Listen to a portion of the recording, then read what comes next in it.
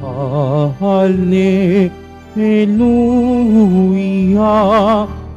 Hallelujah.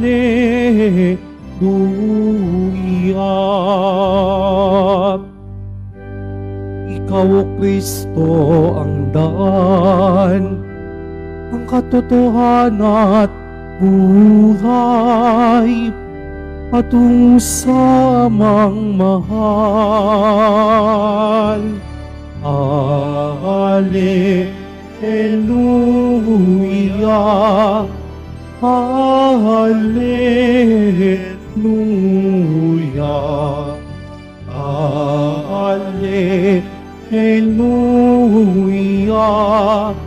Hallelujah.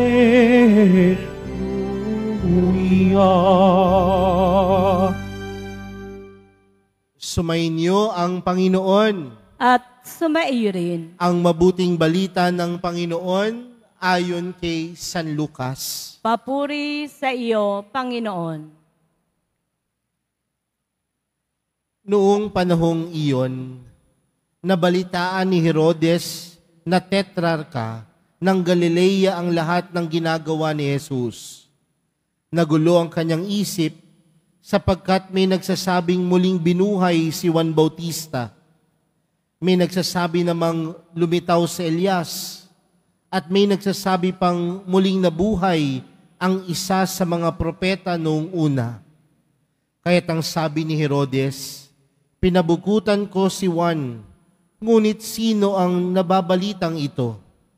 Marami akong naririnig tungkol sa kanya, at pinagsikapan niyang makita si Jesus.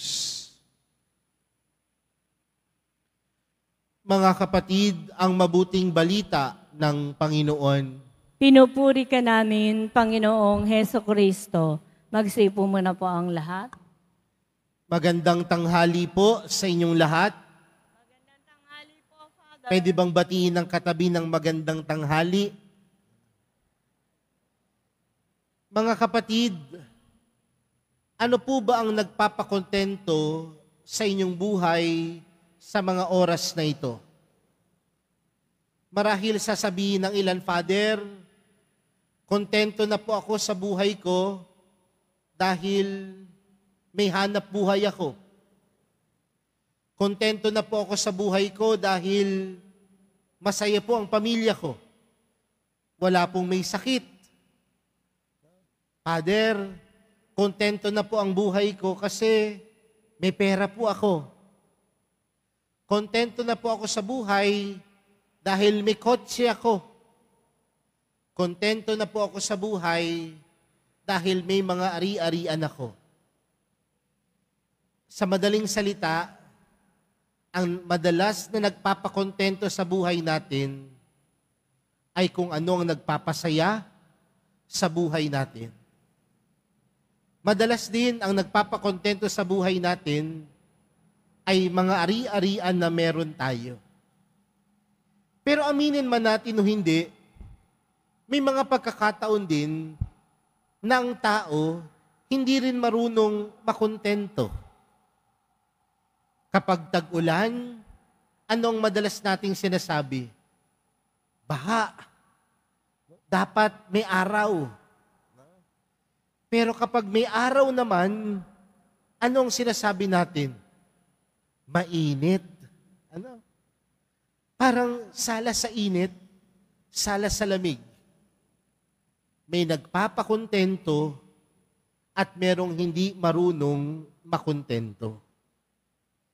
Pero mga kapatid, ano nga ba ang buhay na meron tayo? Saan ba nagmula ang buhay na meron tayo? At tandaan natin, ang buhay natin nagmula sa Diyos. At kung ang buhay natin nagmula sa Diyos, nangangahulugan din mga kapatid, na ang dapat nagbibigay kahulugan sa ating buhay, walang iba kundi ang Diyos. Hindi ho perpekto ang buhay. May mga pagsubok, may mga hirap, may mga hinagpis, may mga problema. Tama po ba? Lahat naman po tayo humaharap sa pagsubok ng buhay. Lahat naman po tayo humaharap sa problema. Lahat naman po tayo nahihirapan. Pero bakit patuloy ang buhay? Bakit napaglalagpasan ng lahat ng pagsubok? Dahil alam natin na ang buhay natin ay buo dahil sa presensya ng Diyos.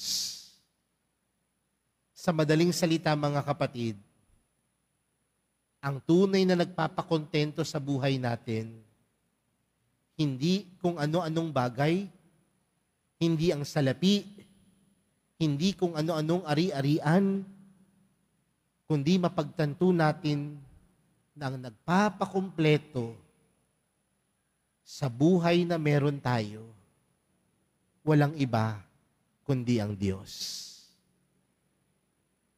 Marami po akong kilala, marami naman po silang pera, pero hindi sila masaya.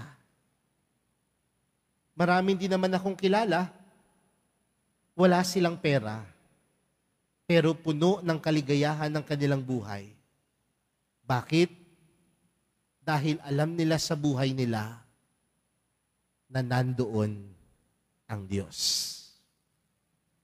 Kaya mga kapatid, sa araw na ito magandang tanungin, ano ba ang kumukumpleto sa buhay ko? Ano ba ang bumubuo sa buhay ko? Ari-arian, kayamanan, kapangyarihan, o ang mahal na pong Jesus Nazareno? Dahil ang tunay na pagiging kontento sa atin bilang isang Kristiyano ay hindi ang pagkakaroon ng maraming ari-arian, kundi ang pagkakaroon sa puso natin sa mahal na pong Jesus Nazareno. Kaya nga mga kapatid, di ba ho, meron tayong kanta, ang buhay ng isang Kristiyano ay masayang tunay. Dahil ang nagpapasaya, walang iba, kundi si Jesus. Kaya tanungin mo nga yung katabi mo, Kristiyano ka ba? Dahil ang isang Kristiyano, marunong makontento dahil para sa kanya, si Jesus sapat na. Sa buhay ng isang Kristiyanong masaya, si Jesus sapat na. Kaya hamon ko po yan sa inyo mga kapatid. Mamaya ho, paglabas po natin ng simbahan, masasabi natin, masaya ako dahil marunong akong makontento. Dahil sa puso ko, buhay ang mahal na pong Jesus Nazareno.